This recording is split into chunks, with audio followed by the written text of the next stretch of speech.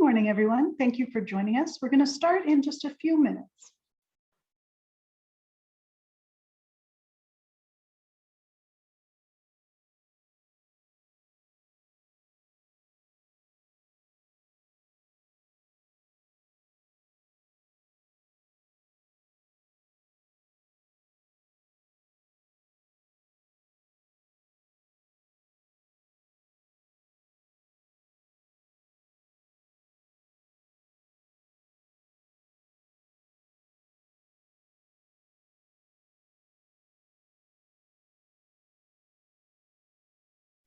Oh, I was muted that time. Good morning, everybody. We're going to wait just a few more minutes for a few more people to join us today.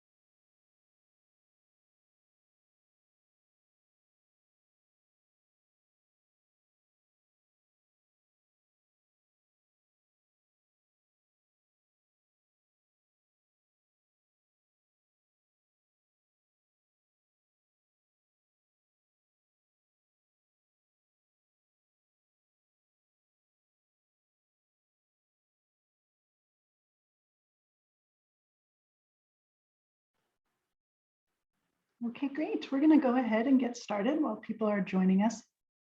So thank you everyone for coming. My name is Susan Melnick. I'm the Communications and Graphics Specialist here with ASAP. And today's presentation is business development. And we have a great team here for you today. So just a couple of housekeeping things before we begin. There we go. So thank you all for joining us.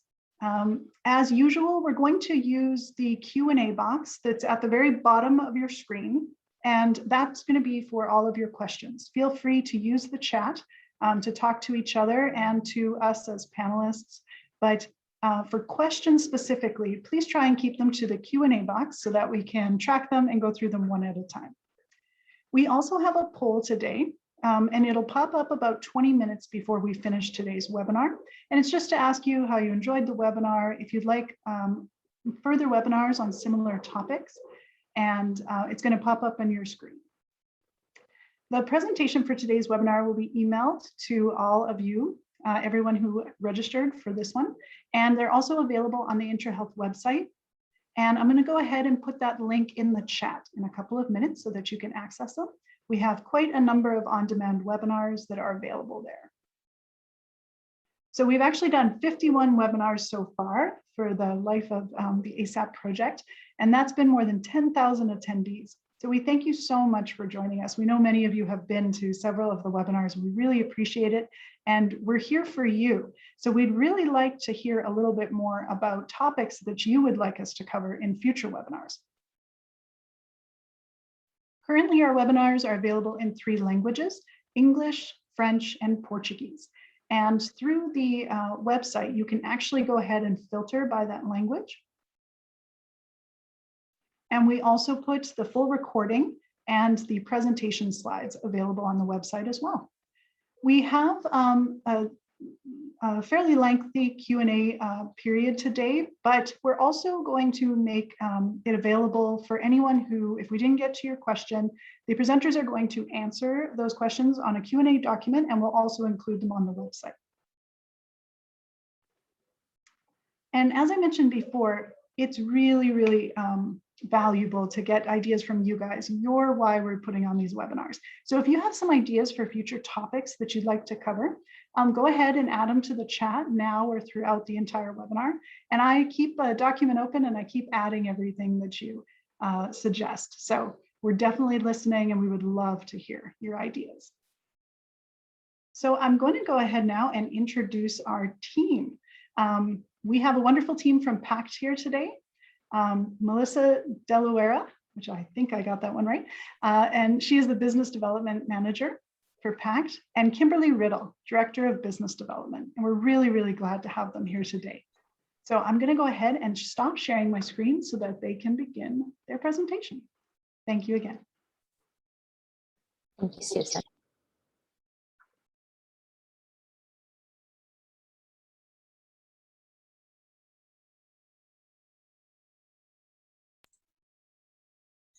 All right, Susan, is the screen showing this time? Looks perfect. Okay, wonderful. Great. Well, thank you everyone for joining.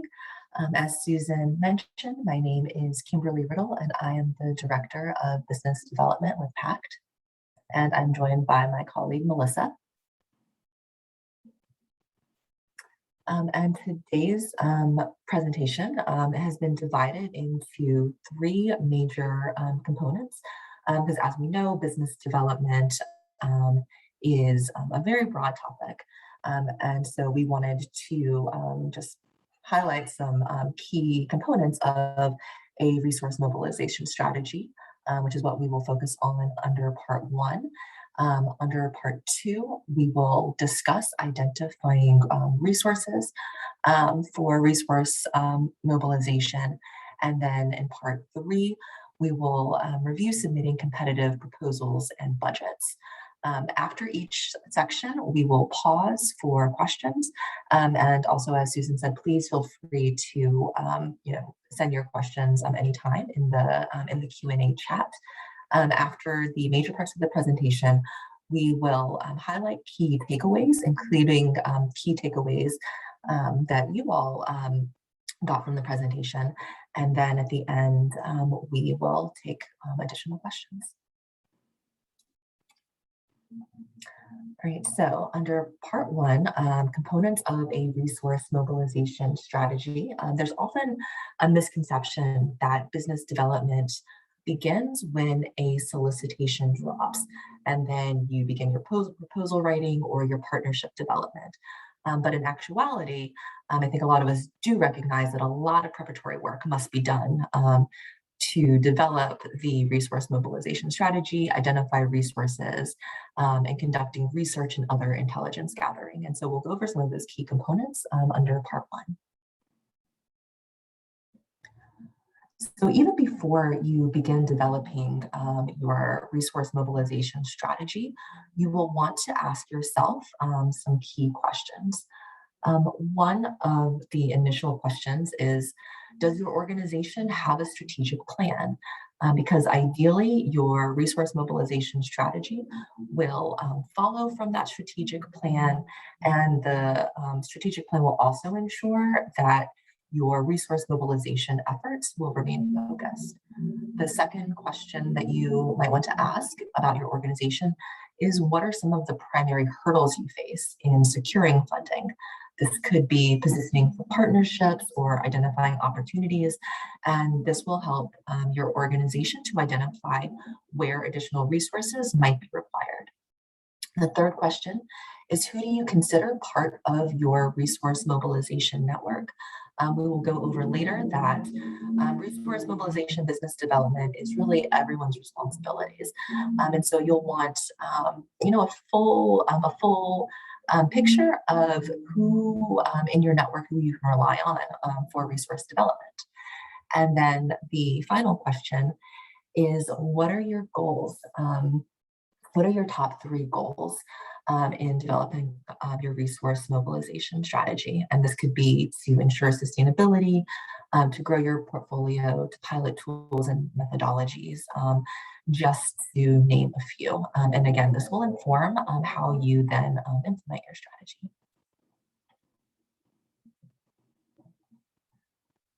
So resource mobilization is a process through which the resources that are essential for the development, implementation, and continuation of work for achieving the organization's mission are identified, pursued, and managed.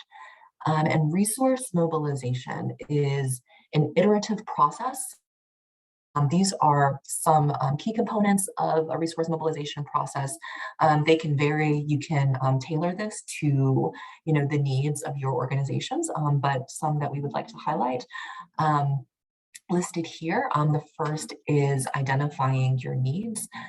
This can be done as part of your strategic planning process. And at this stage, you will identify programmatic strategic priorities, which will again kind of set the stage for the resource mobilization. And priorities could include deepening an area of technical expertise, broadening a geographic area, developing expertise in a new program area, or replicating or expanding a promising model or approach. After identifying needs, then you'll want to conduct a donor mapping where you identify potential funding sources to meet those needs that you've already identified. And this could be current donors, prospective donors, private individuals as well, among others. And then the next stage is developing the strategy itself. And once you identify sort of, again, your needs, potential sources of funding, then you're ready to develop a strategy that includes a structure and process for raising the required resources. And then in a later slide, we will provide a template for the resource mobilization strategy. And as I said, the process is iterative. It's not static. It's not something that you develop and then, just kind of implement without reflection or adjustment. So you'll want to have a way to evaluate and to monitor what your goals are and whether you're achieving them. And if there are gaps or adjustments are needed, then you can revise that resource mobilization process. And that can include, again, looking at your needs again, looking at your donors again, and tweaking that strategy. All right, so after identifying the needs in your strategic plan, the next major phase is the donor mapping. In this phase, you want to really get to know your donor.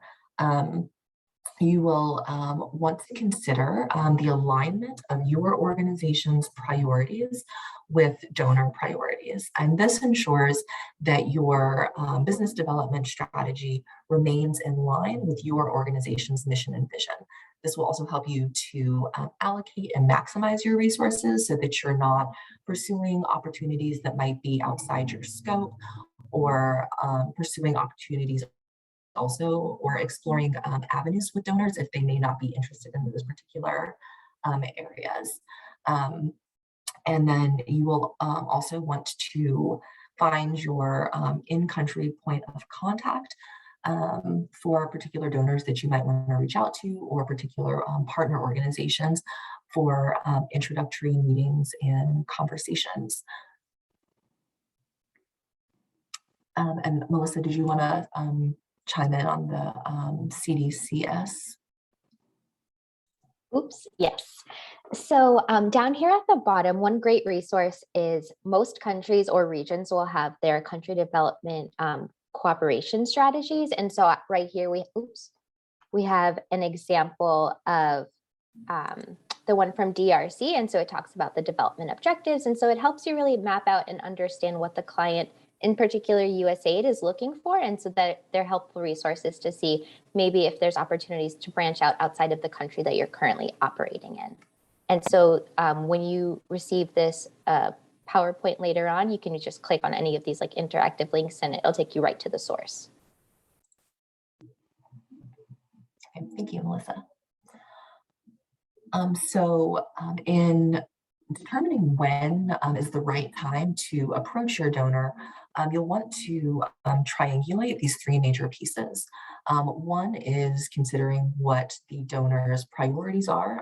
Again, those could be identified through the CDCS, through word of mouth, through other partner organizations. And then your organization often will be the best placed to understand what the situation requires. You all are the best connected to your constituents, understanding the dynamics in your particular technical area in the communities that you're working in. And so you'll want to then triangulate that with what your organization can offer. So are there tools, methodologies, approaches, relationships, partnerships that your organization can offer that, again, is in line with donor interests, as well as what you identify as particular needs on the ground.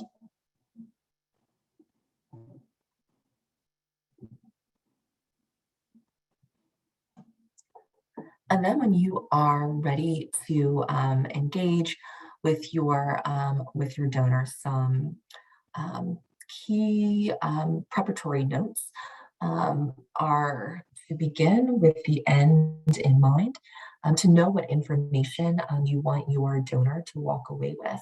You might want your donor to know your organization, what you all offer, who some of your key constituents are.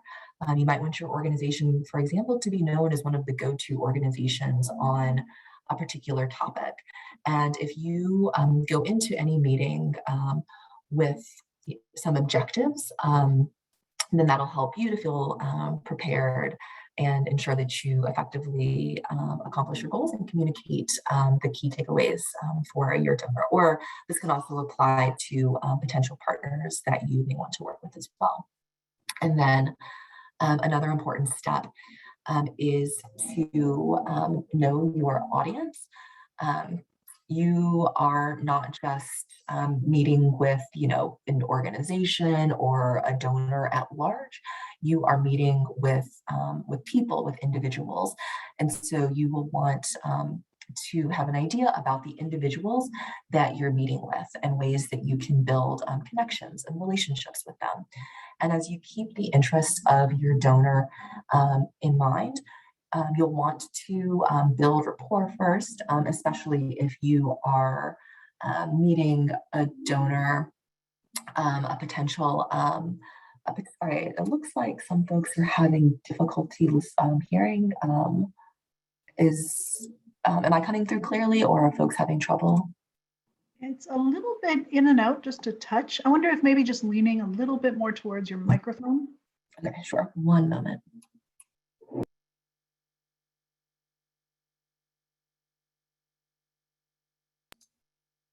Okay. Hopefully this is better, but please let me know if you still can't hear me. That's much better. Perfect. Thank you. Okay, great. Thank you. So again, you will want to build rapport with folks that you are meeting with. Again, this could be in individual meetings, one-on-one meetings that you have with the donor. This can be at networking events, or even community events where you are conducting training, sharing information, and donors or potential partners are in attendance. And then finally, you'll want to leave behind critical information. So if you have any materials about your organization, you can feel free to leave those with the donors. And then as you follow up, just keep in mind that, again, you're cultivating a relationship. You want to, always express appreciation for taking the time, and then follow up as appropriate, again, to continue building that relationship. And I just want to, share an anecdote for why this is important and how it is effective. When I was working at a particular organization, we were supporting a democracy and governance program and working with civil society, as well as some government stakeholders, as well as the Election Commission. And we had funding from one donor. And during stakeholder meetings, multi-stakeholder meetings, we were meeting not only with our primary donor, but also with other donors who were funding various projects or interested in potentially funding projects in the democracy and governance sector. And as we continue to have these meetings, because we were working very closely with civil society organizations, with the Election Commission. They shared with us what some of the key needs and gaps were. So, the funding that we were receiving, or that they were receiving, was, providing resources for particular activities or particular particular programming, but there were still some unmet needs. And as we continued to develop relationships with another donor, they then were able to provide a sole source solicitation to our organization to meet some of those gaps that our key stakeholders and partners had identified. And so it really is a valuable step as part of your resource mobilization strategy. Of course, not just to write proposals, develop partnerships, but also to engage with the donors themselves. And Melissa, did you want to share any best practices or anecdotes as well? Sure. So I just like to second what Kim is saying about the importance of really cultivating these strong relationships. I've been with PACT for a little bit over 2 months now, and I've been extremely impressed with the deep relationships that our country offices have with the client. We've received sole source requests. We've received clients reaching out about technical inputs for upcoming work. So when you're maintaining those relationships and really building those bonds, the clients will seek you out as well. So it's not only just like seeking them out. And so creating that really nice symbiotic relationship is so important as you're building your organizations.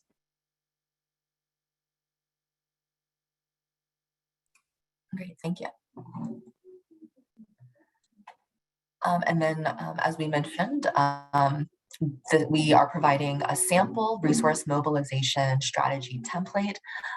You can adapt this again to the needs of your organization, but this can help to provide a roadmap as you identify potential funding sources and ways that you can go about securing funding or building relationships with your donors and partners.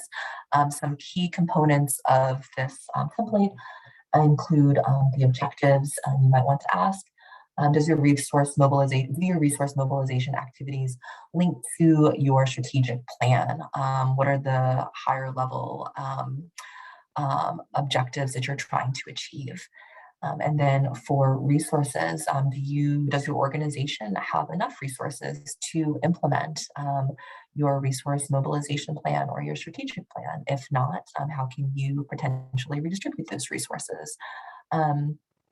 For actions, are there certain activities that should be prioritized as you implement your resource mobilization or business development plan?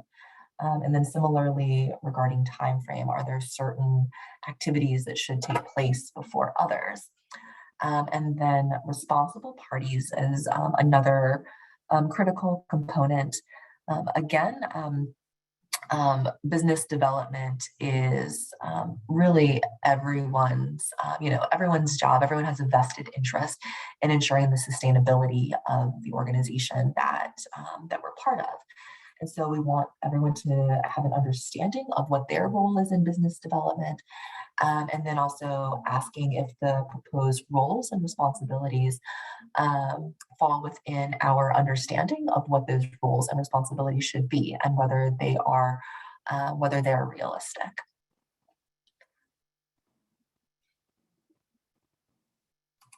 And with that, we're happy to take a break and answer any questions that you may have. So we have a couple of questions already in the Q&A. So the first one is, and I'm not entirely certain if I'm getting this correct, but it says, is the country strategies or gran.gov that we should see? I'm not entirely clear specifically what's being asked here. Could the person who asked it just explain a little bit more in the chat, or you can raise your hand and we can have you ask it in person. Sometimes that can be a little better. All right, I'm going to go ahead and let the person ask it.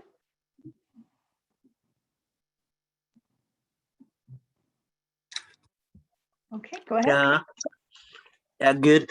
So grant.gov can also show some of the requests for applications that were already available, and we can see and go for that business. And the country strategy is usually showing where the focus is. So for easy resource mobilization, is that not easier to go and see for what is available at the grant.gov rather than in the country source document, because the country source document is something general? Yeah, thank you for that question. And we will touch a little bit on grants.gov in the second section, but you will want to access both at different times in the resource mobilization process. As you pointed out, the CDCS is broad. It's a broad document about USAID's priorities across a variety of areas, depending on what sorts of programming they are interested in supporting in that country, whether it's democracy and governance, health, food security. And those, it sounds like folks are pretty familiar with, these are usually 5-year plans that lay out USAID's priorities. And this is important as you kind of align your organization's mission and vision with donor priorities. And with grants.gov, at that stage, it's usually when the solicitations are already out. And so once the solicitation becomes live, you aren't pre-positioning anymore. You are in the phase where you are ready to respond. And so those are, or also in grants.gov, they issue requests for information, and that is still earlier in the process. But usually the grants.gov will provide the live opportunities.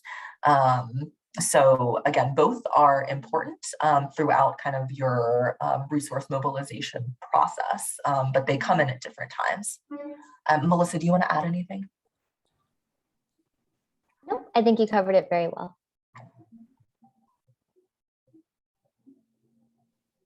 Perfect.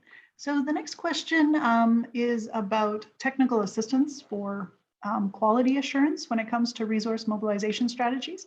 So this is one of the parts of what ASAP does, of course, technical assistance. And so I think maybe the question is, how are people able to ensure the quality of their resource mobilization strategies? What kind of tools are out there? What should they be doing to make sure that not just the strategy is developed, but that it's actually tested and ready to go?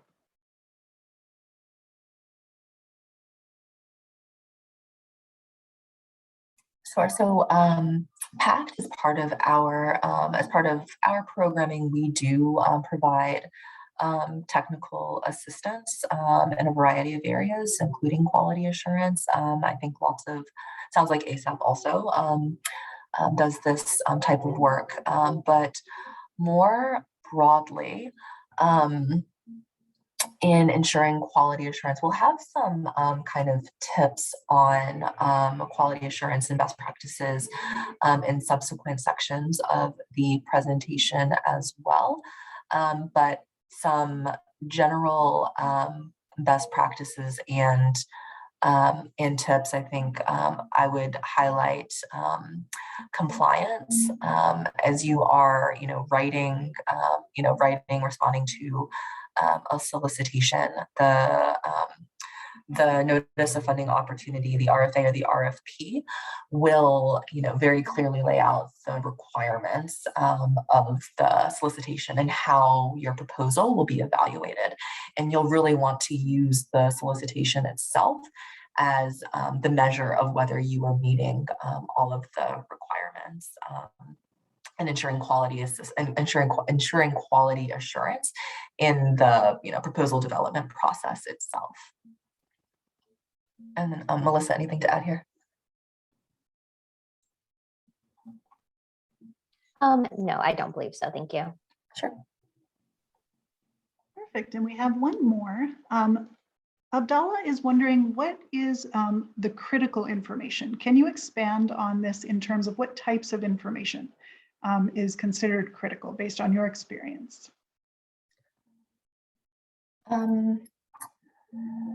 So from my understanding of this this question, critical information in sort of the pre-positioning process for me would be again, what are the donor interests, what's potential, what types of programs is your target donor already funding, what organizations are already receiving funding from this particular donor, and then what connections does your organization have with the donor or with the other partners. And then I think doing if you're pre-positioning for a specific opportunity, knowing who some of the key competitors might be is important as well. So that if you decide that you're going to be the prime on a particular proposal, what the competitors' strengths and weaknesses are, what your organization's strengths and weaknesses are, or if you are deciding to sub to another organization, that you also kind of know what your organization's value add is. What is unique about your organization that another competing organization may not have. And again, kind of aligning this with the donor priorities is an important piece of information, important consideration as well.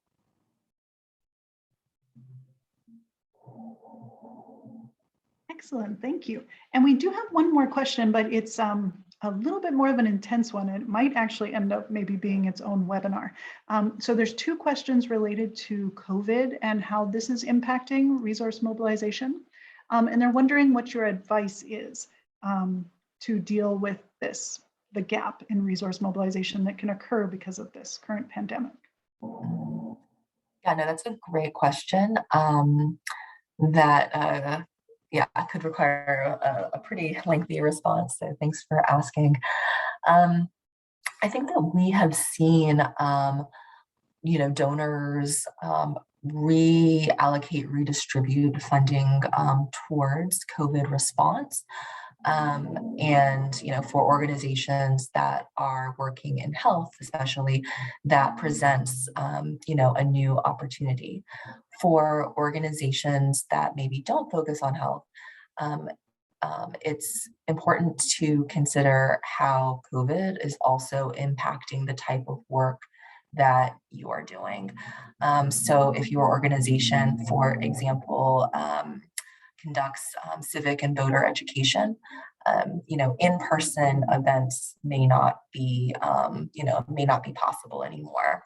Some of or they have to be adapted.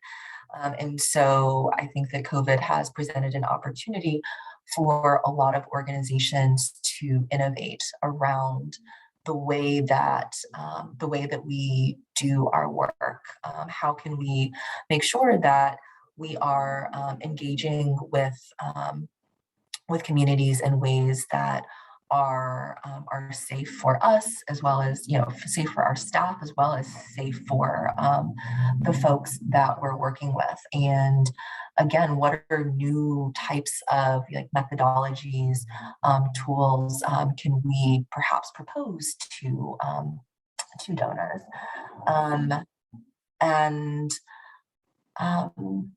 those are some just things off the top of my mind. Melissa, or even Emmanuel, do you have any other thoughts here?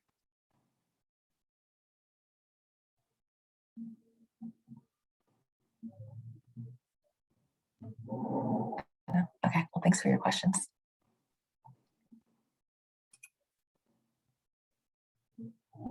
So that's all our questions for now. I just wanted to remind everyone that this webinar will be available in French and Portuguese because we've gotten a couple of questions about that. And we will send out that schedule as soon as it's set. So thank you very much, and on we go. Okay, and in part 2, we will focus on identifying resources for business development, which will include your internal resources at your organization, as well as external resources, which might be resources provided by donors, for example. Right, so this is just an example of some resources or assets that your organization may have that you can leverage for your resource mobilization strategy. And so, of course, your human resources, the skills, the experience, the expertise of your staff will be one of your primary resources. Social and political resources are also critically important. Your partnerships, your relationships with your constituents, the reputation that you have with your constituents or partners or donors as well. And then financial resources, of course, are important because you can, decide what funding that you already have that you can allocate to, additional business development in targeting your business development strategy. So for internal resources, we have mentioned already a few times that business development is really part of everyone's responsibility. Everyone has a vested interest, again, in ensuring the sustainability of the organization that we work with. And some of your internal resources might include your board of directors, if your organization has one. And this also includes your program staff, your leadership at your organization, finance and administrative staff, your monitoring and evaluation staff as well.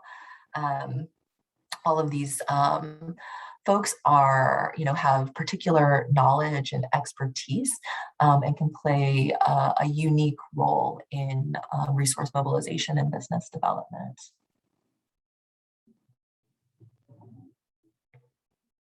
And so these are just examples of roles and responsibilities for resource mobilization, and you can identify for your organization what some of the key roles and responsibilities are, and who has ownership of those particular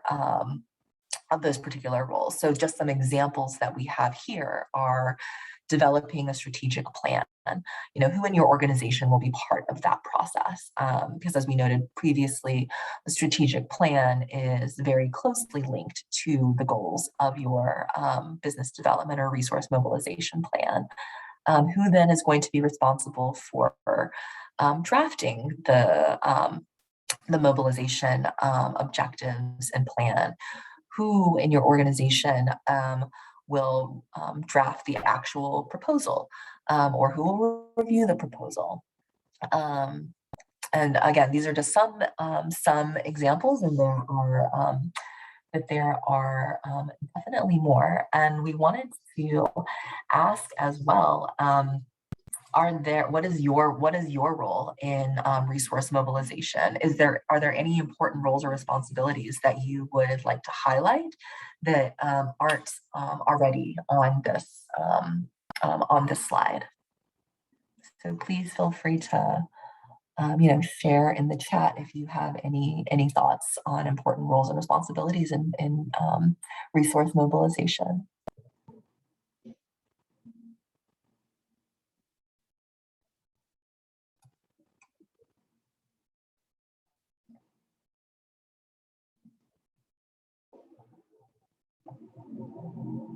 Does anyone on the call play a business development role and want to highlight, a crucial part of their role?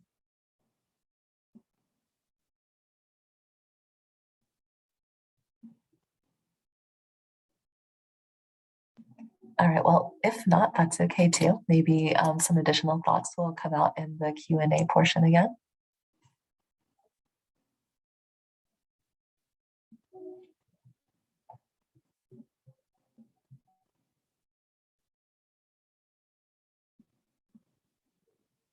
All right, we can move on to the next slide then. Okay, so that covered the internal resources for business development, and we now want to move on to some external resources. An important a few important websites that you might want to refer to are Usaid partners, which describes the role of Usaid partners, implementing partners, different types of mechanisms that Usaid uses to provide funding and programming. There is also a link on the Usaid Partners website to Usaid Spending, which is a searchable database of all USG or most USG funding, and you can search the database according to technical area or sector. So again, health or democracy and governance, for example. You can also search by country, so you can see how much USG funding has gone into a particular country, again, broken down by different technical area. And you can also search by fiscal year. So it's a great resource in searching for trends in U.S. government spending. And then another resource is the Usaid Business Forecast. The Usaid Business Forecast is where Usaid missions or even some of the Washington offices post upcoming opportunities. And the business forecast is updated on a regular basis. On the next slide, we can show you kind of a snapshot of an entry on the business forecast. But it'll have, the name of an opportunity. Sometimes you can see a little summary of the expected program. They will sometimes also have an anticipated release date or have information such as if there is an incumbent or not. And the business forecast is a really great way to pre-position and to identify opportunities that your organization may be interested in. Usaid also offers a quarterly question and answer. And for the question and answer, again, you can go to the business forecast website and it'll tell you when the questions are due for that quarter and when a follow-up call will be held when Usaid will review some of the major questions. But you can really ask anything. You can be very specific and ask about particular opportunities that are in the forecast. You can also ask more general questions, like if you are interested more broadly in what types of health programs Usaid may be considering for a particular country. And Usaid is great in that they answer every question that is asked. Sometimes if there might not be, intended programming for a particular area, they'll just say that as well, which is also helpful for an organization to know. And then we mentioned already grants.gov, which is where you will find live notice of funding opportunities or requests for information. And that is for grants.gov, is for grants and cooperative agreements. And then sam.gov will be your resource for contracts. And Melissa, did you want to chime in here as well? Sure. There are just two additional points that I really want to reinforce. So we spend a lot of our time today talking about resources for USAID funding, but USAspending.gov is also a great resource if you're tracking opportunities, for example, for Department of State or Department of Labor. And another resource that isn't listed here, but on the Department of Labor's website, there's actually another list of ending projects. And since, USAID has their business forecast, some of the other agencies within the US government don't. And so by tracking what projects are ending soon, that can help you forecast out in the future. And then the other point that I want to make is around the business forecast as well. And so you shouldn't necessarily feel super tied down to details. So for example, if you're working in Cameroon and you're interested to know if there will be a health program, you can ask the simple question like, will there be health program in Cameroon, or something as vague as that? So you don't have to be tied to a specific project if you're unclear about what the landscape might look like more broadly. So be as vague or as detailed as you'd like. So thank you, Kim.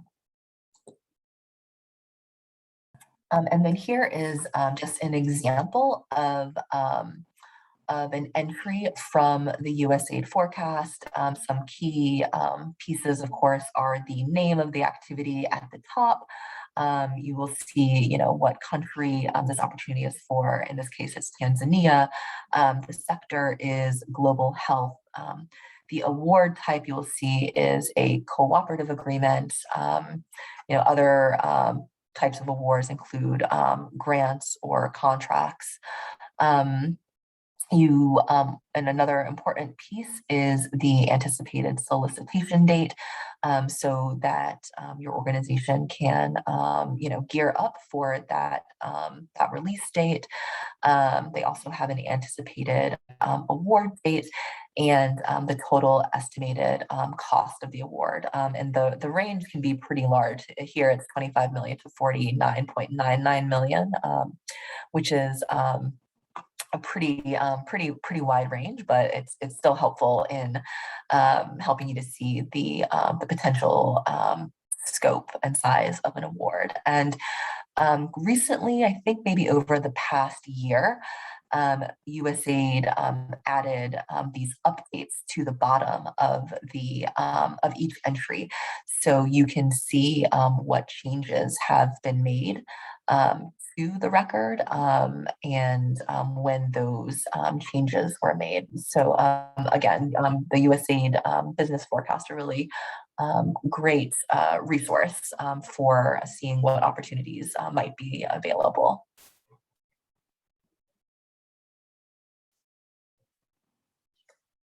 And then some additional resources. And again, when we send these, or when the slides are sent, these will be linked. And so you can just click and you'll be taken directly to these websites. But USAID provides guidance on branding and marking, as well as a style guide. And they explain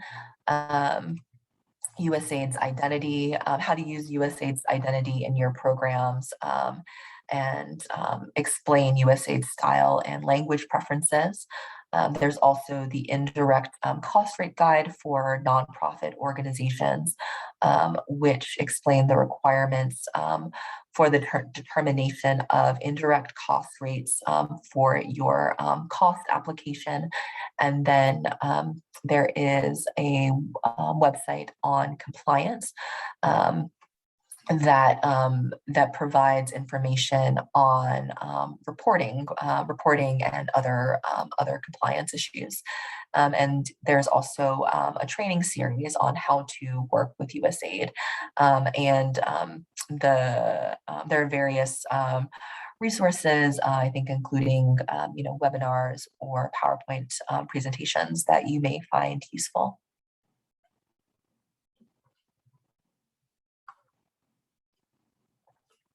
All right, and then here we will pause for our second question break. If folks have any questions about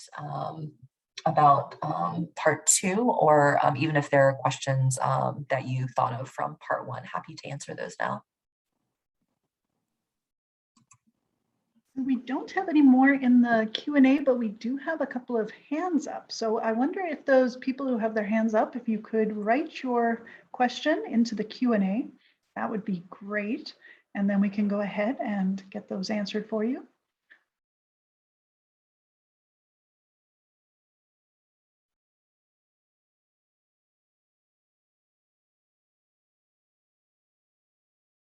All right, I don't see any more coming in at the moment, so maybe we'll head on and we can answer the rest at the end.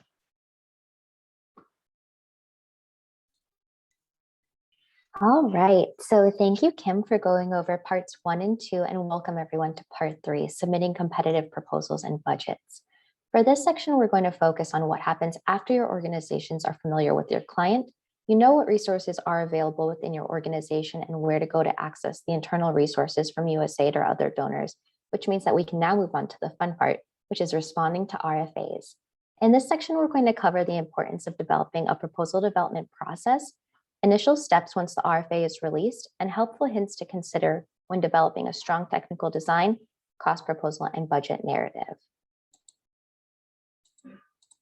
So why should your organization have proposal development processes in place? Well, processes allow organizations to streamline coordination and keep people informed. Proposal development usually involves multiple people working together, and if there aren't defined processes in place, such as assigning roles and responsibilities early on, this can result in a duplication of effort or some pieces not getting done at all. Defined processes also allow for assessing gaps and identifying a section that might need additional support. For example, by developing a proposal calendar with defined milestones, you can plan ahead in case someone from your team is planning to take some holiday leave.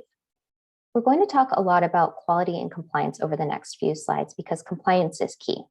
So one of the most important steps your team should take immediately is developing a compliance matrix, which is how your client is going to assess your technical and cost proposals against their defined criteria.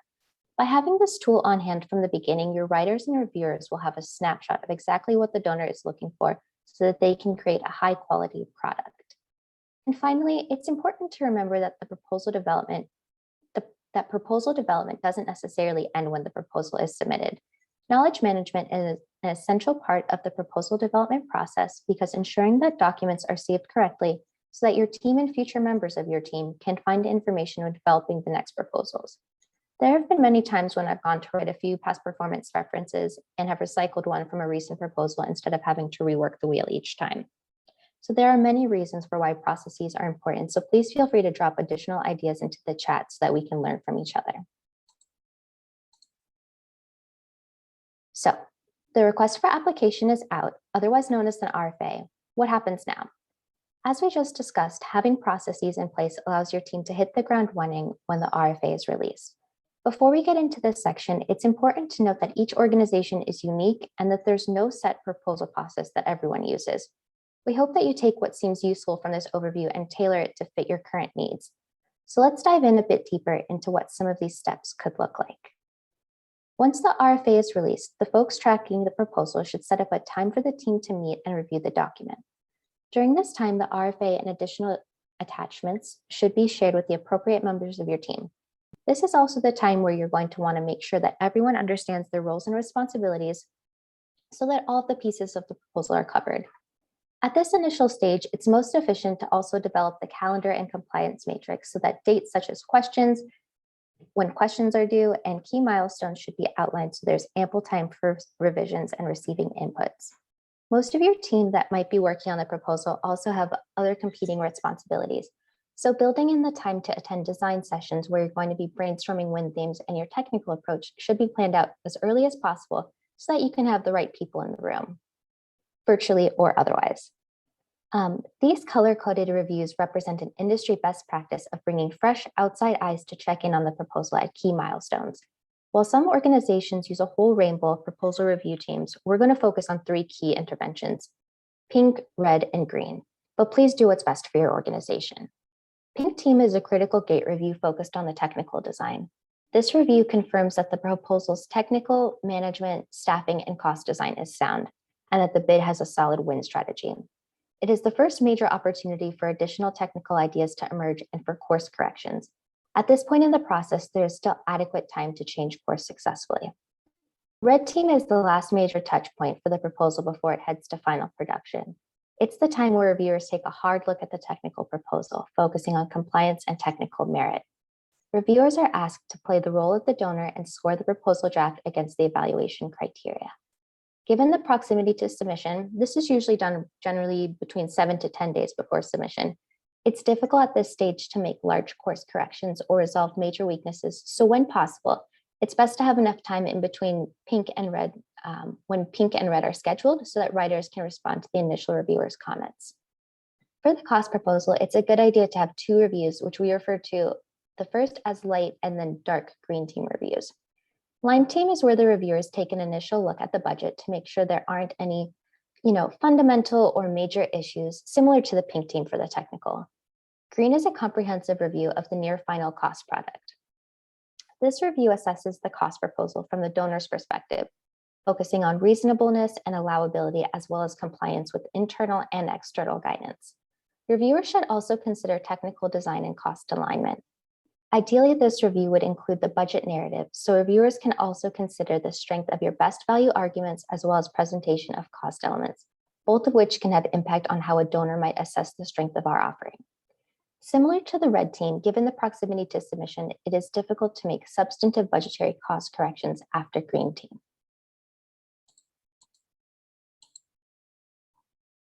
As we just discussed, there are a lot of milestones that happen early on once the RFA comes out.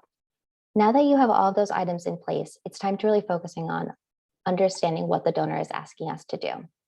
If you're like me, it will take you a few times to go over the RFA, so you'll want to read through the solicitation carefully. The announcement will contain important information such as the purpose and scope of activities, required documents, and eligibility criteria. Be sure that you understand all of the requirements before preparing your proposal or concept note. You're going to want to study the review criteria that will be used to determine the quality of your proposal, because how these criteria are explained and prioritized is very important.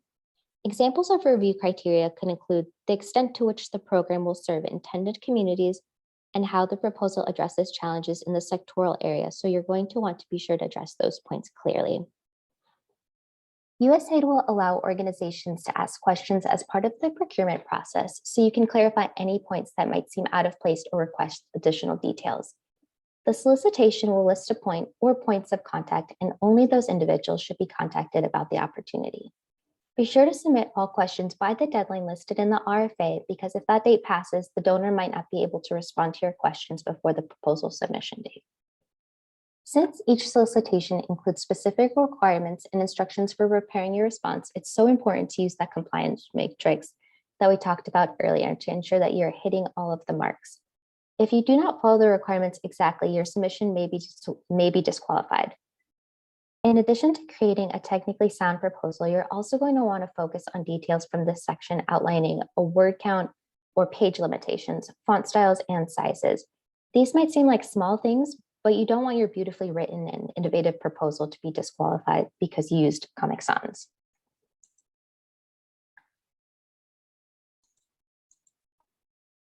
Now that we've gotten the fundamentals out of the way, let's talk about creating a technically sound proposal. First things first, be sure to do your research. You're going to want to reference any evaluations or research your organization has conducted related to the problem your proposal addresses, so that you can display your depth of understanding on the issues that the solicitation is focusing on.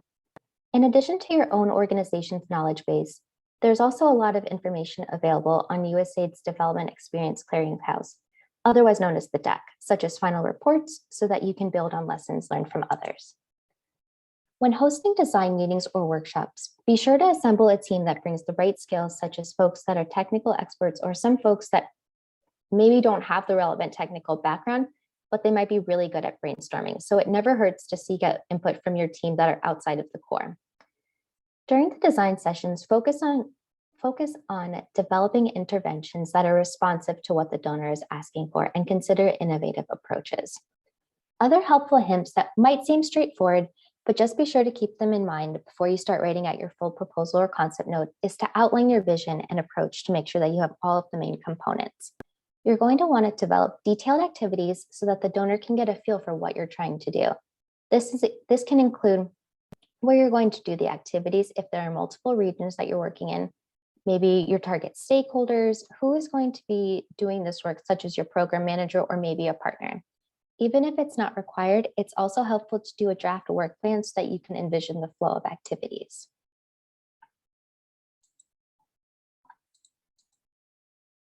Similar to the steps taken as part of the technical proposal development, here are a few additional helpful hints for developing a strong cost proposal. You're going to want to focus on developing the budget and accompanying narrative as soon as possible so you can have time for revisions. Sometimes we in business development tend to get around to reviewing the cost sections later in the proposal cycle, but best practice is to engage early and often. Early engagement allows for the pricing team to review solicitations as soon as it becomes available so they can ask questions. This provides the cost team with more time to work with partners, provide any support on budget templates or customization if necessary, and anticipate discussions on critical issues such as cost share, schedule of payments, or anything else. Usaid and other donors aim to achieve the best value in their awards, so you're going to want to show that your proposed costs are competitive. We will talk about this more in the next session when we discuss the budget notes. Similarly to what we discussed before, you're going to want to follow client proposal instructions as closely as possible, providing as much detail and justification as necessary in the budget notes. Solicitations usually request that cost proposals include narratives that clearly describe how your budget was developed. So as you're preparing your Excel sheet, make sure that you're including the decision-making process and why you selected certain cost information in your notes.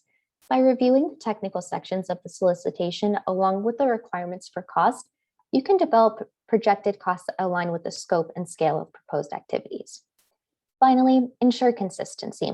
One of the biggest mistakes we see regularly is that the technical, budget, and budget narrative don't correspond, so make sure to double check between the three before submission.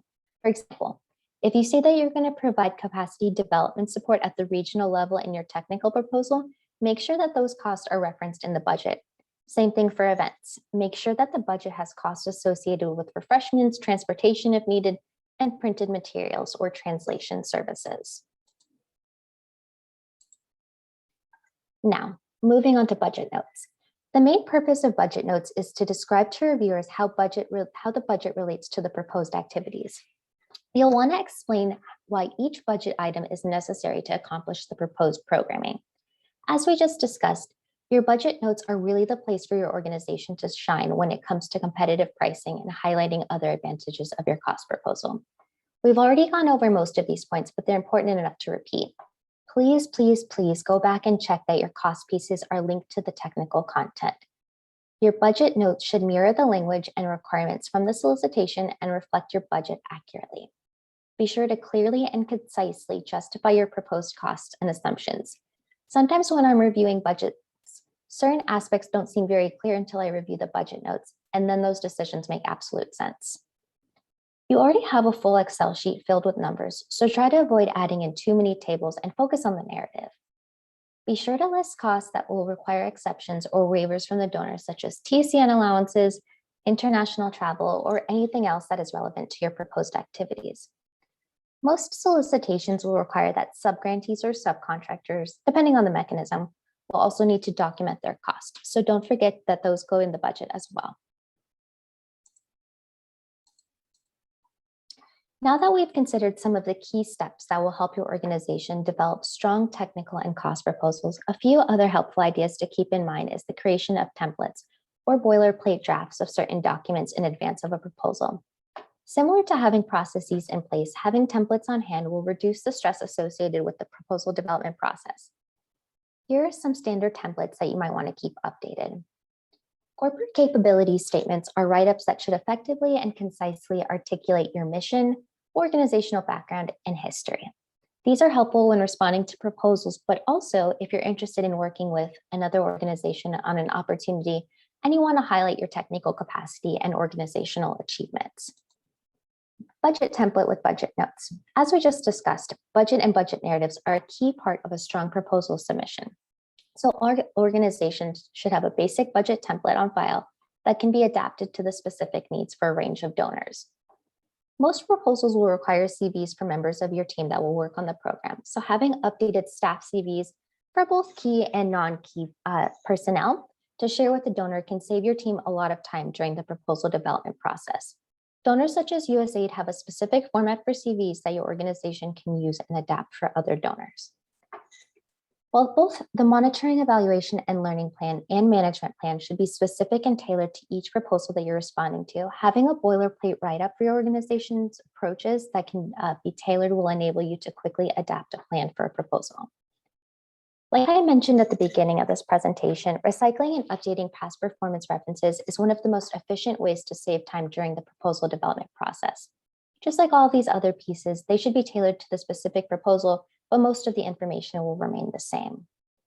So thank you all. This is the end of our presentation. So we would like to take some time so that everyone can share any key takeaways. And here's a final opportunity for questions. Thank you, Susan. Over to you. Wonderful. Thank you so much. So we don't have any other questions in the Q&A at the moment. Oh, actually, I spoke too soon. One has popped right up. Just give me one moment. So here is the question. Can USAID support the development of a strategic plan for an organization earmarked as prime?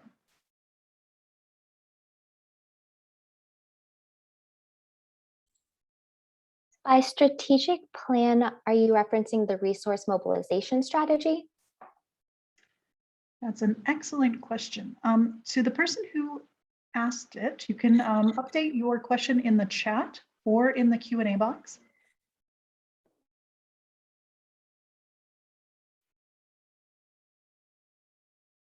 I would assume that they're probably talking about their resource mobilization plan, since that's what we're mostly covering today. So maybe if you could answer it based on that. So I don't know USAID's engagement with specific organizations as they're developing their resource mobilization strategy. Kim, do you have any insights into this? I think that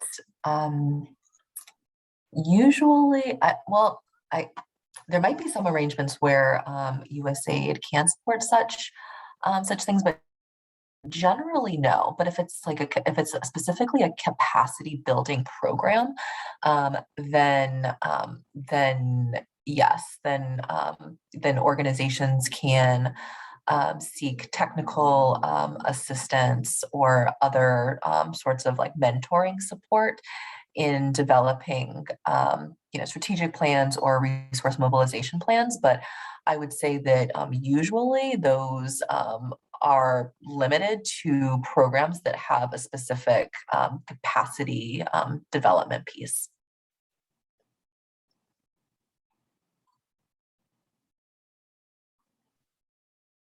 Excellent, thank you. The next question is specifically about one of the templates that you were talking about. They'd like to know a little bit more about what the management template would involve. Sure, great question. So usually the solicitations will request either like a full management plan or specific components.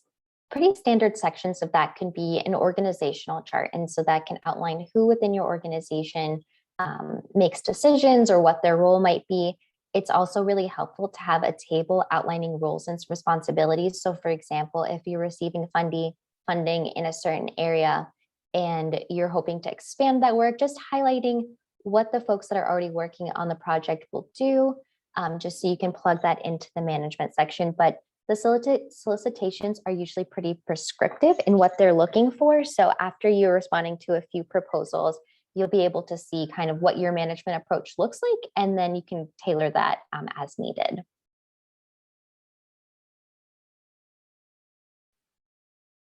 Excellent, thank you. And we have actually a number of questions coming in now. Oh, good. He was being very polite and waiting till the end. So So let's see here. Here's a great one. What is the role of the project manager in technical aspects in a proposal? Oh, very good question. So I've seen the role of project managers vary by organization. For example, at PACT, we have a role on the proposal team called the proposal champion, and that's someone that really helps drive the vision of the proposal and what the technical approach is going to look like. So some project managers might take on that role. Other times there might be a specific section of the technical proposal where they have like very niche expertise or technical insights. So the role can vary depending on the needs of the organization and what type of proposal or concept note you're applying for.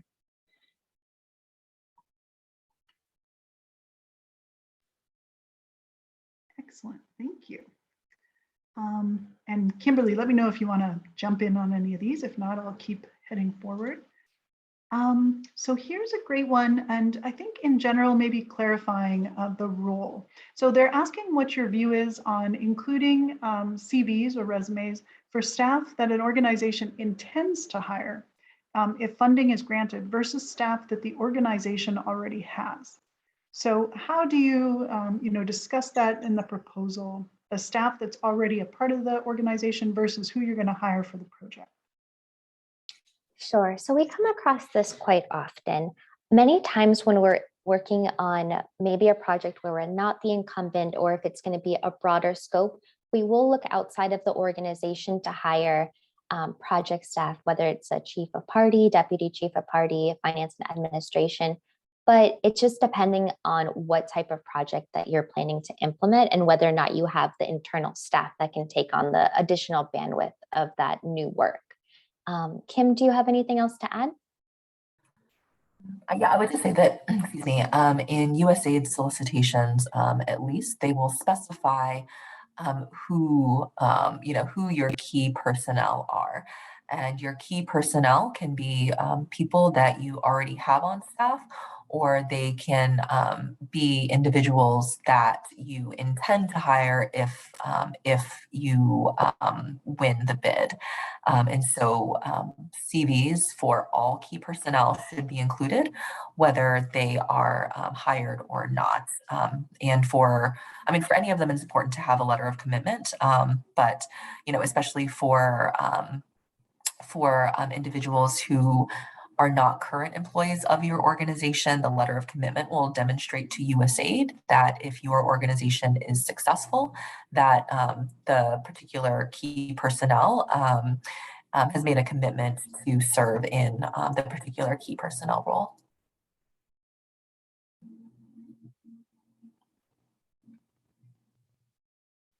Excellent, thank you. All right. More questions coming in. This is great. Thank you, everybody. Keep adding them to the Q&A and we'll keep answering. So one of the questions was, does Usaid have standard templates that can be used as a guide for developing a resource mobilization strategy? And I'm wondering actually if this question is specific to proposals. So if Benedict is the person who asked it, if you wouldn't mind updating your question, just letting us know, are you meaning a template for proposals or a template for the organization's own resource mobilization strategy? But maybe Melissa, Kim, you could discuss a little bit about that. Yes. So Benedict, we'll wait for your response, but I believe the answer to both of those is yes. We have in the presentation the resource mobilization strategy template, which we actually took from one of the NPI toolkits. And so Usaid has done a really great job of providing many templates, pretty much any template that you might need, whether it's budget, CV, past performance, the resource mobilization strategy, or others. They're all online, and within the presentation, there are hyperlinks to where you can find those.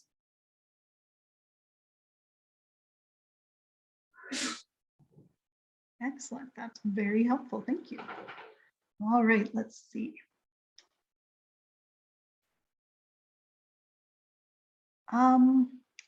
So this is a little bit of a broad question, but I think an interesting one. So what is the role of national policies and statistics in building your case for proposed interventions? So how should you work that into your proposal?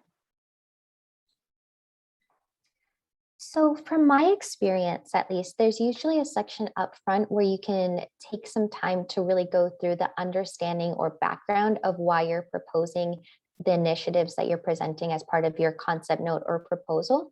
And so some solicitations will specifically ask for national policies or regional policies that should be taken into consideration.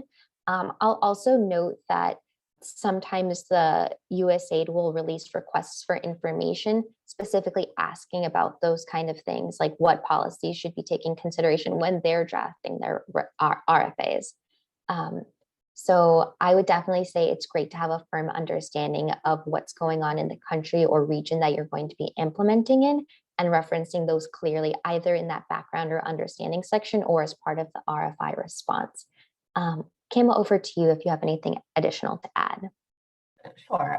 For national policies, it may be helpful if your organization believes that the national policies are not being fully implemented. So if there are particular gaps in implementation and your organization is able to propose any interventions, that's a useful way to incorporate the obligations of the country and the national policies in the background and in also just your technical design. And then the question about statistics, I think that evidence-based interventions are also very welcomed by Usaid. And so if your organization has conducted research, surveys, focus groups, or even using public surveys like Afrobarometer, these statistics can also help to ground and demonstrate demand for the interventions that you're proposing.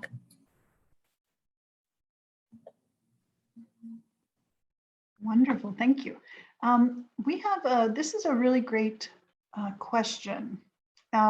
Which key position is involved in proposal development? So I think, there was a couple of questions about, staffing when you're talking about developing proposals. Who's involved? What specific positions are involved in that?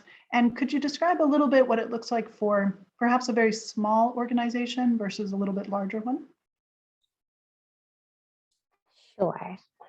So the roles on a proposal will definitely vary by who's available to work on them. So I think a key role is the proposal manager, and that's someone that's developing the calendar, developing the compliance matrix, making sure that folks are aware of deadlines. And that can be maybe someone that's wearing two hats and they also have a technical role as well, or maybe they're working on CVs. But the proposal manager is someone that's just really being cognizant of what the biggest picture looks like. You'll also have someone that's a technical expert, ideally working on the proposal, because they're the ones that are really driving the vision of this. So that can be either a proposal lead or a technical lead, depending on how many folks are able to work on this. And then you'll also want to have a point person for the budget. That's going to be the one that's working on the narrative, working on the actual Excel document, and working closely with the technical team to ensure that everything is kind of aligning together. I would say that those are the three maybe core roles, and then depending on the size of your organization, if you're a large one, or if potentially the proposal you're working on is quite complex, you might also have someone working specifically on the management section, or someone specifically working on a component of like a sustainability plan. So it's going to be really dependent on your organization's resources that you have internally, the availability of potential consultants, or maybe a partner organization that you bring on to support the work.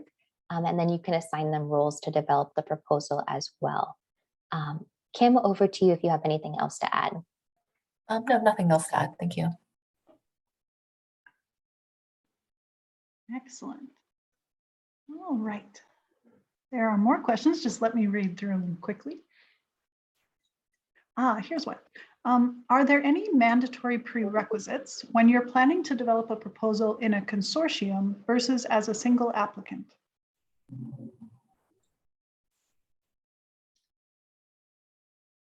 In terms of prerequisites, are you referring to like the requirements by the donor or in terms of like who's going to be working on the proposal? That's a great question. We'll ask the person to give us a little update in the question box just to verify what you're talking about. But if you could maybe answer it just based on what are some of the considerations if you're planning a proposal as a consortium versus a single applicant? Sure. So I would say the greatest asset to working on, I guess either really it's working as a single applicant, but it's I think even more important on a consortium is communication. You're going to want to be very clear and direct on what the timelines are, what their roles are going to be, and especially if you have like a partner that's maybe new to USAID funding, it takes some time every once in a while to really walk them through what the expectations are. So I would say communication is like the biggest prerequisite. Kim, do you have anything else to add? Yeah, I think communication, having clear roles and responsibilities and a point of contact. Usually in a consortium, there will be a prime who will have like a primary proposal manager and then someone working on the cost application. And then, related, you would want your organization also to have a clear point of contact for the technical application and for the budget. In some cases, for a small organization, that might be the same person. And another important consideration as you're forming a consortium is how the organizations have complementary strengths. So whether it's geographic coverage or technical expertise, you want to make sure that your consortium has all of the technical knowledge needed to be fully responsive to the solicitation, and ideally not a lot of overlap in the partners, so that the work you're doing is not duplicative. Excellent, thank you. I just want to let everyone know that we're going to go ahead and launch the poll now. So it's going to pop up on your screen, but we're going to continue to take questions and answer questions.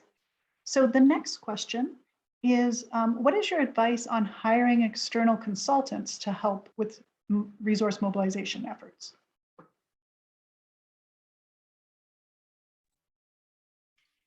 Personally, I'm a big proponent of bringing on consultants when possible to help do resource mobilization efforts, especially for the first few times, just because it's helpful to have like an external facilitator that might point out things that you didn't consider. That's not always an option for some organizations, just due to funding restraints or the availability of said consultants. But when possible, I would highly encourage it. Kim, over to you. Yeah, I don't really have much to add. If your organization does have the resources, and if the bid is, a strategic priority for your organization, and if you don't have a strong writer, for example, already on your staff, then hiring an experienced consultant, especially a technical writer, can help to strengthen your proposal. But it's really important to, again, look at your internal resources and determine, what resources, what skills, what knowledge, what expertise do we already have?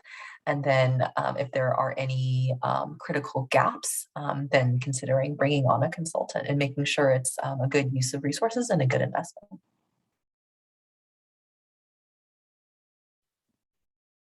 Wonderful, thank you. So the next question is specifically about describing past performance examples when you're doing your budget and proposal. So the question is that you mentioned monitoring, evaluation, and learning and past performance examples. What is the difference between, and how can you weave that into the proposal?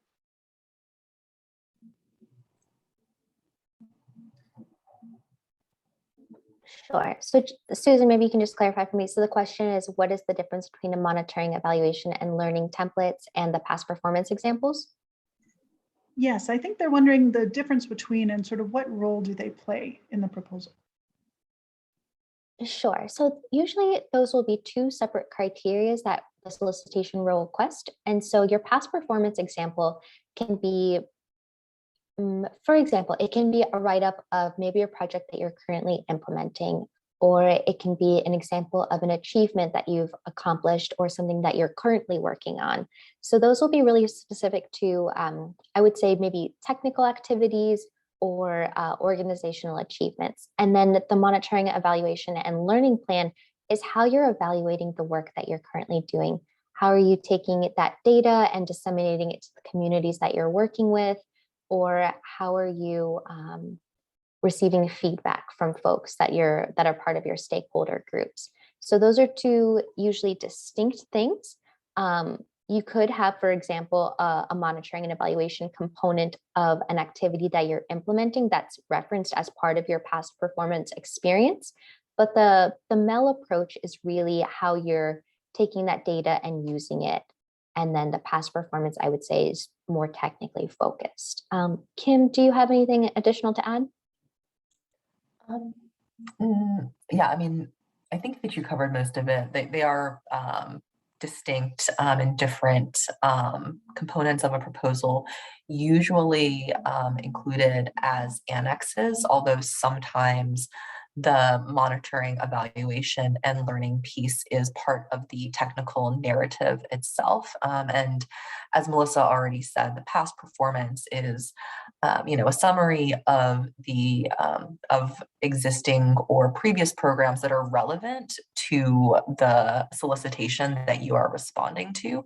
And you will want to include, key impacts, not just we conducted these activities, but what was the impact of the activity. And in that way, you can, bring monitoring and evaluation into the past performance itself, because you're citing, outcomes and maybe, numbers of individuals that you've reached. And then the monitoring, evaluation, and learning is, it's forward looking. How are you going to measure the effectiveness and impact of your program, as well as incorporate any lessons learned to adapt the program if necessary.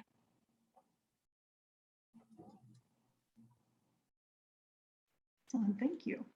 The next question is, there have been disqualifications from bidding for consortium if especially prime members, hold on half a sec, let me just reread this one.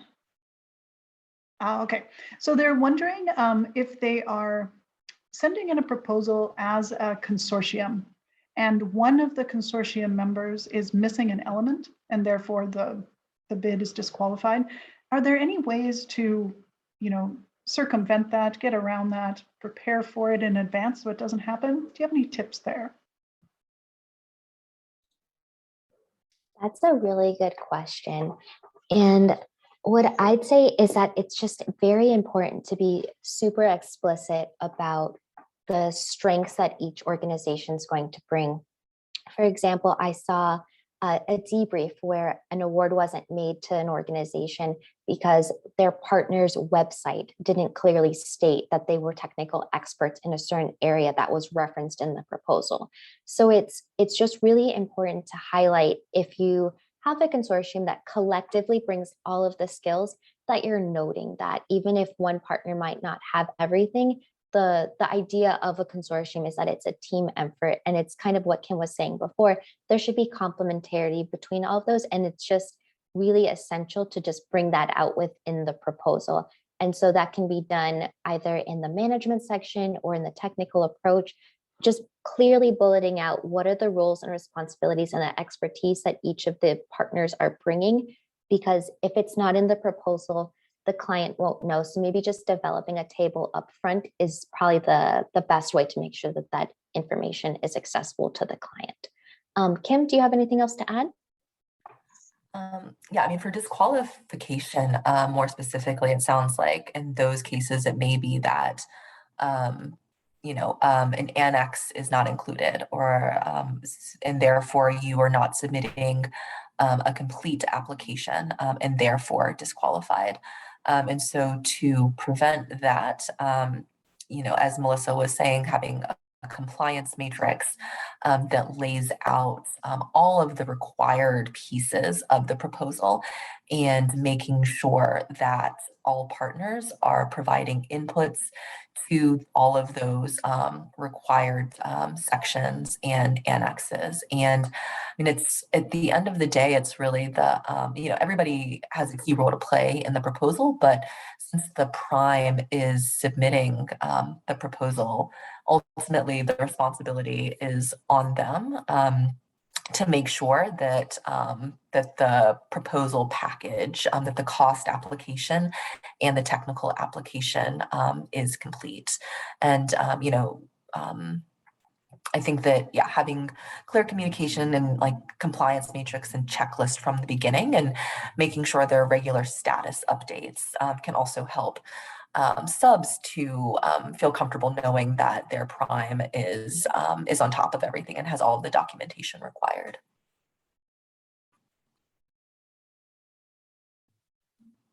Wonderful. The next question is, how can an organization align its resource mobilization strategy for multiple sectors? So if you're working in multiple sectors, how would you include that in your strategy? If there are multiple sectors, I mean, I think for a resource mobilization strategy, you can do it holistically for the organization, or you might want to break it out and have specific resource mobilization strategies for each sector. It's going to be really dependent on the needs. And so you can look at it as a whole, or if you're trying to even branch into a new sector, maybe just doing a specific strategy for that technical area. Kim, over to you. Yeah, no, I don't have anything to add to that. Thanks. Great. We have a question about whether or not a theory of change is required in the resource mobilization strategy. Is that something that should be included? I think the resource. Oh, go ahead. No, I was just thinking that that's an interesting, it's a really interesting question. And I would say it depends on your organization. In, I think, section 1, we said that part of the resource mobilization strategy is evaluation and measuring your goals and adjusting if necessary. And in some cases, if a theory of change is helpful for an organization in measuring whether the resource mobilization strategy is effective, then yeah, you can go ahead and develop a theory of change. If we have identified key internal resources for reaching out to donors, and if we prepare marketing materials to disseminate to donors and potential partners, then, XYZ. And then that can be a way that you revisit the theory of change and say, okay, well, we've done, this piece, and has it led to our goal? And if not, what might be missing? What might we need to adjust? So I would say that the theory of change is not required for a resource mobilization strategy, but if it is a helpful method of measurement for your particular organization, then yeah, it sounds like a good idea to include one. Melissa, and sorry about that, please. No, that's totally fine. And you hit every point that I was going to. Thank you. Wonderful. So we have a question about another one about proposal development, and they're wondering about differentiating between the rationale and project justification parts of the proposal. When both parts are required, how do you differentiate between the two? I think that really comes back to the compliance matrix and the specific proposal and the structure that the solicitation outlines. Sometimes it might seem duplicative to have both of those, but if the solicitation is asking for it, sometimes it's best to just have both sections, even if they do seem that they overlap. Kim, I don't know if you have anything else to add. I don't think so. I think it would, again, depend on the solicitation, as you were saying.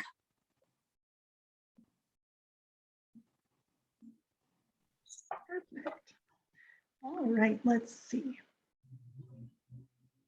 So one of these questions, I'm not sure if it'll really apply here, because we do some webinars specifically on the de minimis and NICRA, but the question is, the asker has been applying as a sub in Usaid bids, but some of the primes were saying that they were not eligible for the 10% de minimis. Is this true?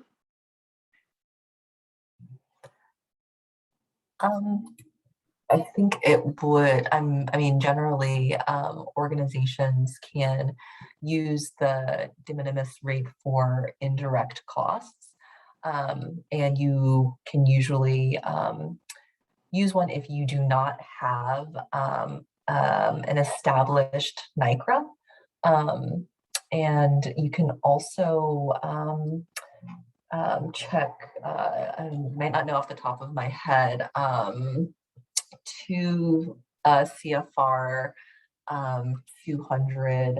I'm not sure about the exact section that you can refer to obtain additional information about the de minimis rates.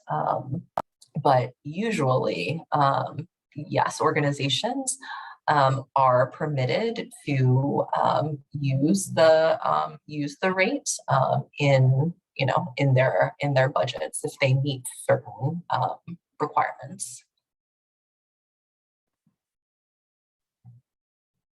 Excellent, thank you. All right.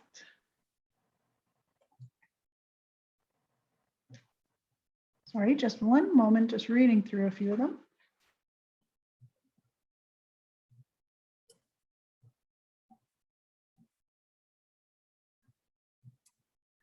So here's one. For the NPI locally led development opportunities, many times they require that the eligible organizations must be local. Are they always required to be registered in SAMs, both prime and subs?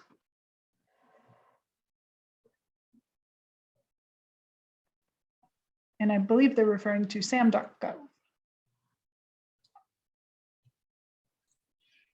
So I believe the answer is yes. Kim, but I don't know definitively. Yeah, I'm also not positive, but I think the answer is yes, and it will.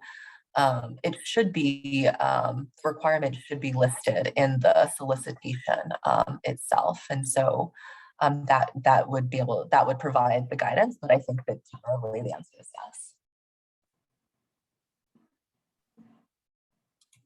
Excellent, sounds good. One of the questions is, what is the difference between a theory of change and an M&E log frame? So I assume they're asking it in reference to putting this into the proposal. So your theory of change is your if-then statement that your program is predicated on. So, if these certain conditions are met, then, this change or, goal will be achieved. And so and there can be multiple ifs, like as I was saying earlier, I was using an example for a funding strategy, but you can adapt that for your particular interventions. And in your program, you are, testing that theory of change. So if your program is doing, A, B, and C, your if statements, and if these conditions are met, then your Y, Z will be obtained. And you can, again, adjust that theory of change as appropriate if you determine in your implementation that your interventions are not working, or if your theory of change is not proving to be, to be holding true. The log frame provides kind of the structure of your program. So the log frame will often have your goal of the project, and then your specific objectives, and then often under those objectives, intermediate results.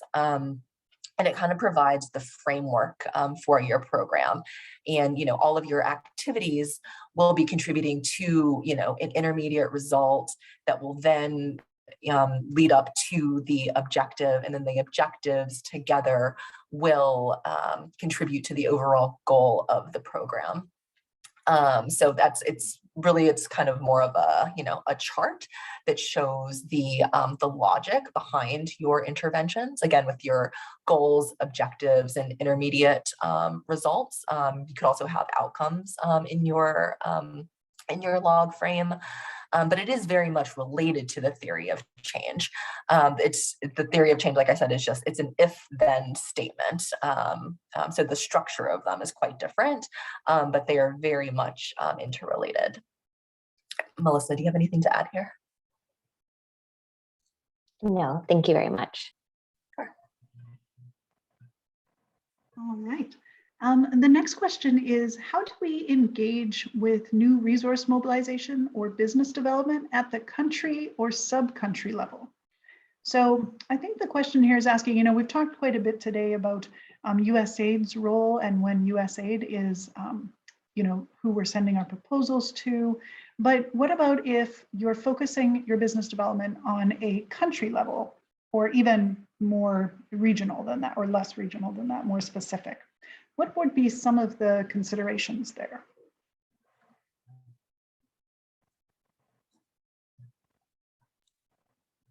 Kim, would you like to start with this response? Sorry, would you mind restating the question, Susan? Certainly. So they're asking about what types of new resource mobilization and business development considerations need to occur if you're focusing more on country or sub-country level. They're asking specifically in terms of concept notes, proposals, and other compliance issues. But I think the question is mainly if you're looking more at a very specific region to focus your business development versus USAID in a larger sense, what type of consideration should people take in? Okay. I think that the approach is similar. Most solicitations will be country specific and not regional, and so you would want to look at, for USAID specifically, you would still want to look at the country development cooperation strategy, because that does focus on a particular country.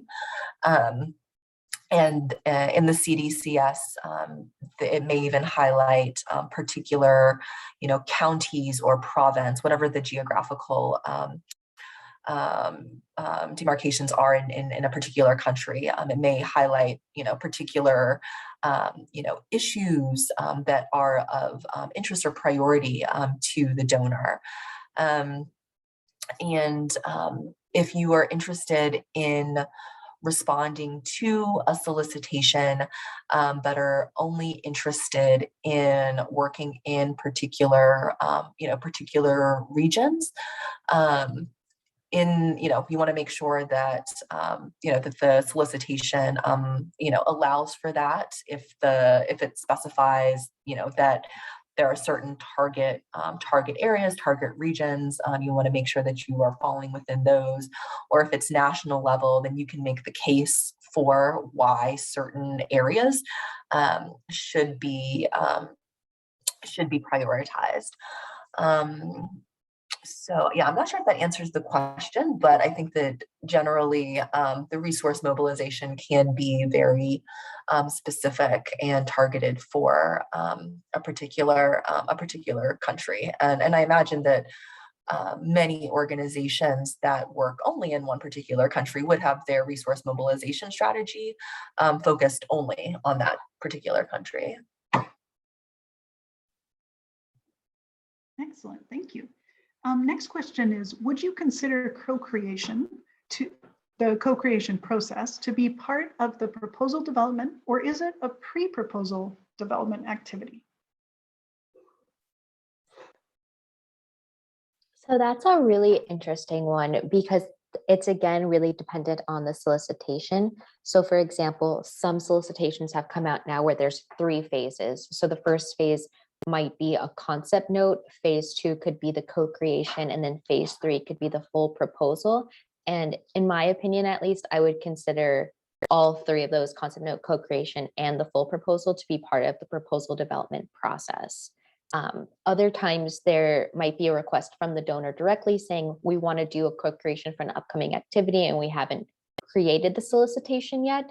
And so that might technically feel like a pre-proposal development activity, but I would highly encourage folks to treat that as similar to a proposal development process, creating calendars, roles and responsibilities, and kind of the key components that initially are done at the beginning of proposal development, just so that things can stay orderly. Kim, I don't know if you have anything else to add. Oh, no, that's great. Thank you. Excellent. All right. Next question is, many local organizations are just developing their social enterprises and resource base. Do you encourage them to go for cost share projects? No. Cost share, when you include cost share in your budget, you are then obligated to meet that cost share. And if you don't meet the cost share, that amount can actually be like reduced in your budget. And so if your organization does not have a strategy for providing cost share and a really well-developed method for providing that cost share, I would not recommend proposing the cost share. But if your organization is comfortable, if it does have those resources, then yes, it can enhance your competitiveness. But I would say that for organizations that are kind of starting out, it is usually not advisable. Melissa, anything to add? No, I think that's very clear. Thank you. Perfect. And here's our last question for the day. And then we'll give everybody a little bit of time back. So we did talk about this question earlier, but I just wanted to bring it up again because it's been said a little differently and you might have something else to add. What % of staff should you intend to hire versus the ones that you already have? So we did touch on this earlier and just wanted to see if there was anything additional that you'd like to add to it. There's not really a best practice for % of staff. And I assume that this question is about key personnel that you would propose for your proposal. It really has to do with the qualifications that are listed in the solicitation, and do you have staff who meet all of those criteria? If you don't, then that particular position may be one that you want to recruit for. Also, oftentimes key personnel are expected to have a large percentage of their time billed to a program. Oftentimes, close to 100%, if not 100%. So if somebody on your staff already has a number of other projects that they will be supporting and will not be able to effectively serve in the key personnel role, then that may also be a position that you want to hire for. And Melissa, anything else to add there? No, thank you. Excellent. Well, thank you so much. I wanted to thank Kimberly and Melissa from PACT for being here today for this presentation. I certainly learned a lot. I'm sure all of you did as well. And these questions were fantastic. We really enjoyed digging into them today. And I think they, add so much more, because for every question that you have, there's many people in the audience that have the same question or something similar. So thank you so much for attending today. We want to thank PEPFAR Usaid for helping us put on these amazing webinars. And thank you again to Melissa and Kimberly. And if you have anything else you'd like to say, feel free. Yeah, thanks so much for joining us today and for your great questions. Thank you all. Perfect, thank you. So I've put a link in the chat. We'll be sending out the recordings tomorrow, and you can also check them out on the website. They'll be up there tomorrow afternoon. And thank you, everybody, and see you in our next webinars. Bye-bye.